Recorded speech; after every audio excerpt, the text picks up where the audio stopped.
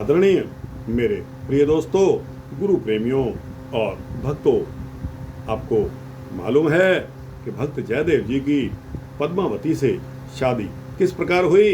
आइए इस सूक्ष्म वृत्तांत को देखते हैं।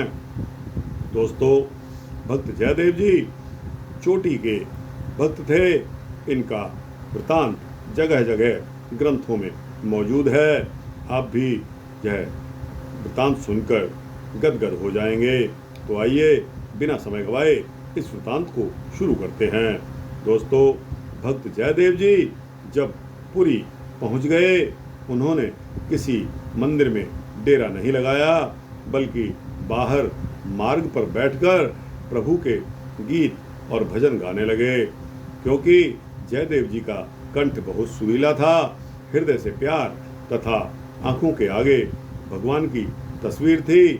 जो भी उनका भजन सुनता, उनका भजन सुनकर वहीं मुग्ध हो जाता था और बैठकर साथ ही दर्शन किया करता था और भजन सुनता था।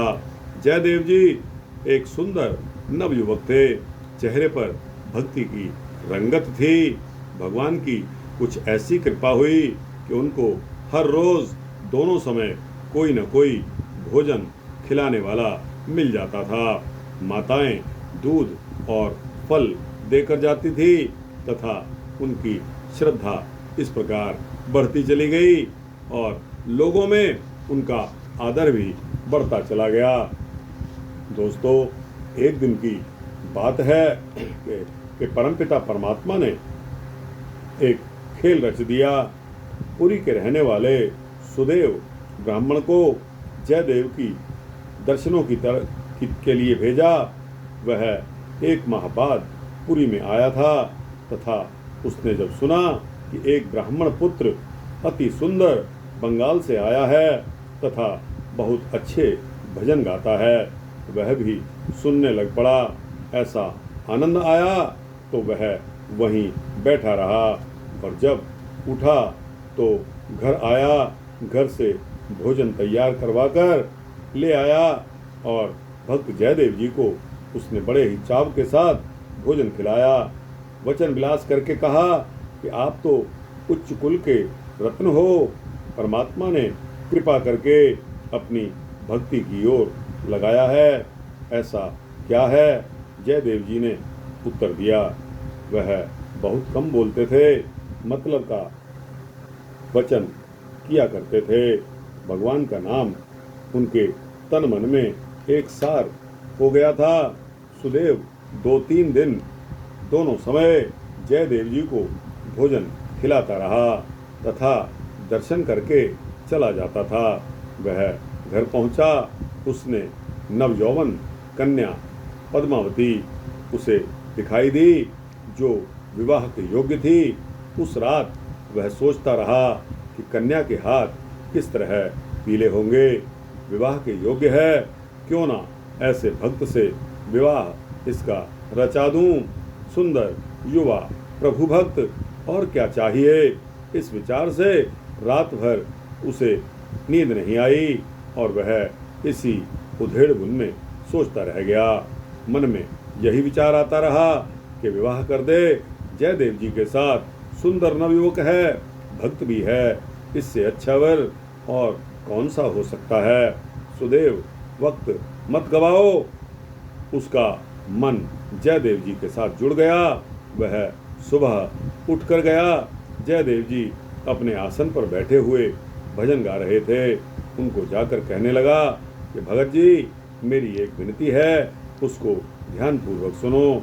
जयदेव जी ने उसकी तरफ देखा, देखकर पूछा, बताइए क्या विनती है आपकी। मेरी विनती है कि मैं एक संकल्प कर चुका हूँ। मेरी कन्या पद्मावती सुंदर एवं सुशील है। अब वह विवाह के योग्य है। धर्मशास्त्र का कहना है कि यदि कन्या विवाह के योग्य हो जाए तो उसकी शादी करनी ही ठीक रहती है। आप शादी कर दीजिए।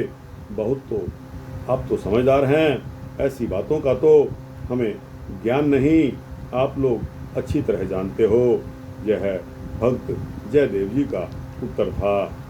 परंतु मैं संकल्प कर चुका हूँ कि मेरी कन्या के वर आप ही हो सकते हैं। मैंने कन्या की शादी आप ही से करनी है। वह आपके चरणों की दासी बनेगी। सुदेव के ऐसे वचन सुनकर जयदेव जी हैरान हो गए। उन्होंने सुदेव की तरफ देखा कि हे भक्त, मैं एक साधु बन गया हूँ, घर नहीं, घाट नहीं, मैं शादी करके आपकी कन्या को सुखी कैसे रख सकता हूँ। एक सोचना ही ठीक नहीं। परंतु ब्राह्मण बोला कि मैं संकल्प कर चुका हूँ। एक ब्राह्मण का संकल्प भी कभी टल नहीं सकता।